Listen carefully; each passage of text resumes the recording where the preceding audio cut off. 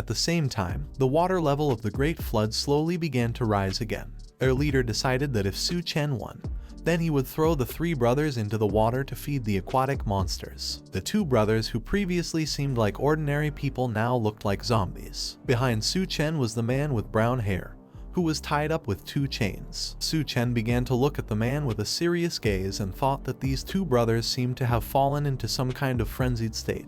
He didn't know if they had been injected with drugs. Their leader took another chicken thigh, took a bite, and while eating, he stared at Su Chen and shouted for his men to release the chains. Upon hearing his command, the men released the chains, freeing the two brothers in the process. The bald man opened his mouth, extended his hands towards Su Chen, and began running towards him, preparing to attack. Su Chen simply turned his head towards the bald man and silently watched him, thinking about what to do next. While he was distracted, the other man tried to attack by surprise. But for his bad luck, Su Chen wasn't going to let this happen.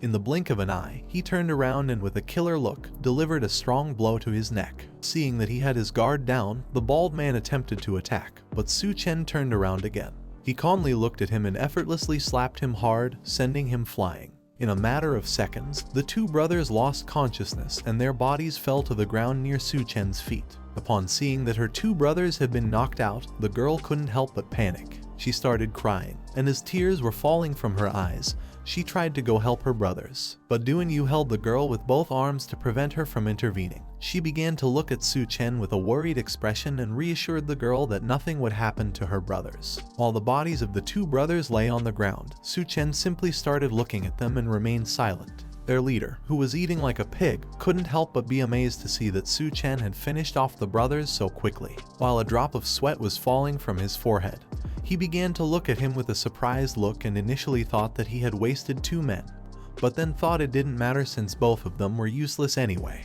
He started wiping his mouth with his hand, stared at Su Chen and with an arrogant smile explained to them that today he was in a good mood. He ordered them to obediently hand over all the supplies they had on them and in return he would pretend this never happened. Su Chen turned his body towards him, began to stare into his eyes, and with a calm expression asked him why he had to hand over the supplies. Upon hearing this, the man wearing a crest stood up, and with a serious look asked him if he was a newcomer. According to the rules, anyone who entered the technology university had to comply with Grand Liu's rules in order to avoid problems and eliminate parasites. The leader, who was standing next to him, holding a chicken bone in one hand, began to smile, and told Su Chen that what his subordinate was saying was correct. They didn't keep idle people here. If he wanted to stay, then he needed to earn contribution points. One had to pay resources and search for objects to exchange for contribution points. Su Chen quickly realized that contribution points were the same as money, but clearly benefited those who had established the rules much more. He began to look at the leader with a calm gaze and explained to him that the last ration of supplies they had was the one they were currently eating.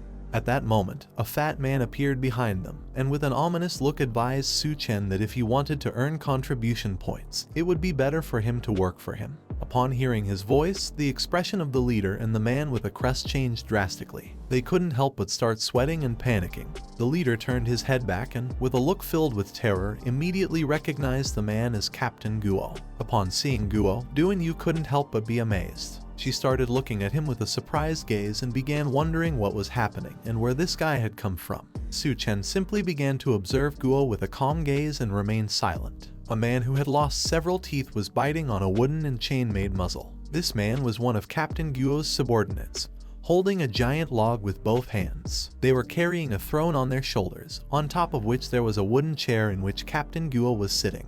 Next to the chair, there was a woman seated who looked quite terrified. Captain Guo, with both hands resting on the arms of the chair, began to stare at Su Chen and asked him to work for him since he could offer him accommodation and food, as well as a good salary and contribution points. At that moment, one of the men who was holding the throne stumbled and fell to the ground, causing the legs of the others and the throne to start shaking. Captain Guo began staring at the man with a murderous look and remained silent. Then, he grabbed a spear with his hand and forcefully threw it towards the man, piercing his chest in the process. The man opened his mouth and started screaming in agony. Upon seeing this, Yu couldn't help but be shocked. She started looking at Captain Guo with a surprised look and couldn't help but wonder what was happening. Su Chen was also in shock. He didn't know who Captain Guo was. He put his hand under his chin and with a smile, he explained that as they had seen, he he was very short-staffed. Su Chen's arrival was perfect to take the place of the man he had just killed. He wanted to take Duan with him. He even offered her a can of canned meat and the luxury of eating instant noodles. After saying this, he asked her what she thought about it. He grabbed the woman next to him by the head, sat her on his lap, and began staring at her intently.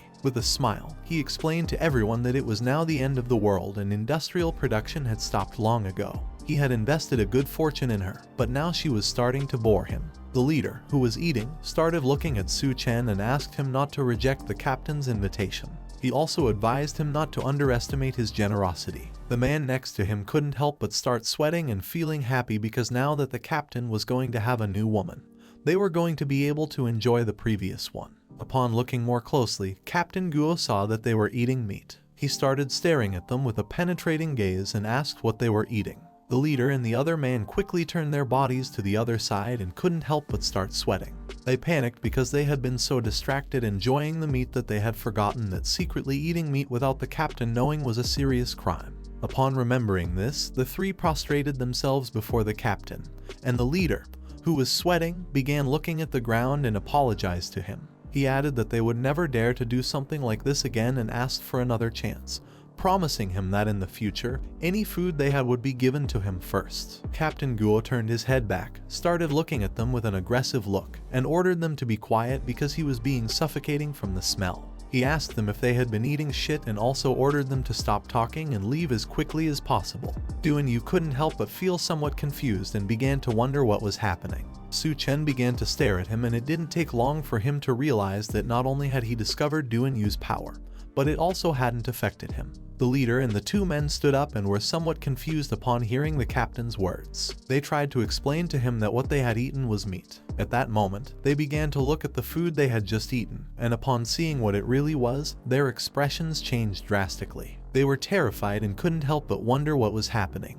The leader opened his mouth and tried to vomit because he felt a lot of pain in his stomach. The three quickly put their hands on their stomachs, turned their backs to them, and started running towards the bathrooms. They couldn't hold it anymore and they didn't know why suddenly their stomachs hurt so much. As they were moving away, Captain Guo began to look at them and couldn't help but wonder how he ended up with such stupid subordinates. He was very tired, and one day he would kill them once and for all. Su Chen began to stare at Captain Guo and thought that this was very strange.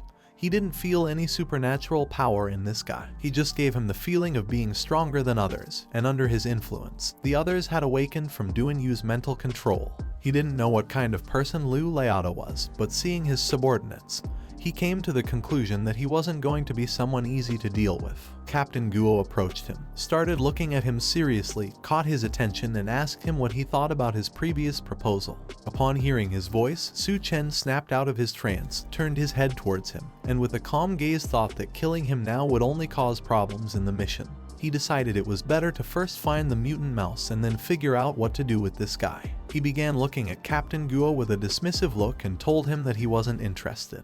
Upon hearing this, he started laughing and asked him not to worry because he knew that someday they would come looking for him. After saying this, he decided to leave and gave Lu Tao the order to come forward and take his place. Upon hearing the captain's order, Lu Tao began running towards him and responded with a understood. The captain decided it was time to leave. Lu Tao took the front seat and they left. Su Chen started looking at them with a serious look and remained silent, lost in thought. Duan turned her head towards him and caught his attention, apologizing to him. She explained that Captain Guo's mental strength was quite strong, which is why her special ability had no effect on him. Upon hearing her voice, Su Chen snapped out of his trance, turned his head towards her, began looking at the ground, and reassured her not to worry because these guys hadn't died after eating the aquatic monsters' corpses. He knew there was something strange about them, so he decided to be cautious. Someone started approaching them from behind and explained that now that they had offended the members of the Royal Guard, they wouldn't forgive them. Upon hearing this, Su Chen slightly turned his head back and saw a man approaching from behind. A gray-haired man with a bandaged head approached them. He took off his hood using both hands, started looking at Su Chen with a serious gaze, and asked him to come with him immediately. Upon seeing that the man knew him, Su Chen couldn't help but be somewhat surprised. He began to look at the man with a calm gaze and asked why he was helping them. The man started pointing at himself with his finger and, with a confused look, introduced himself as Mio Paiyuan, Tian Yu's roommate. They had last seen each other when he had come to school. At the same time, Captain Guo returned to his lair, while he had both hands resting on the chair's armrests. With a murderous look, he ordered Lu Tao to keep an eye on Du and Yu and not allow them to escape. Lu Tao, who was very exhausted, approached him and while gasping for breath, asked the captain what he had in mind. Captain Guo stuck out his tongue and couldn't help but start smiling as he thought of Du and Yu. He began imagining her and explained to Lu Tao that in the apocalypse it was very difficult to come across women as sexy as her. This is the end of the video. If you guys want to see the next part, then don't forget to subscribe and like the video.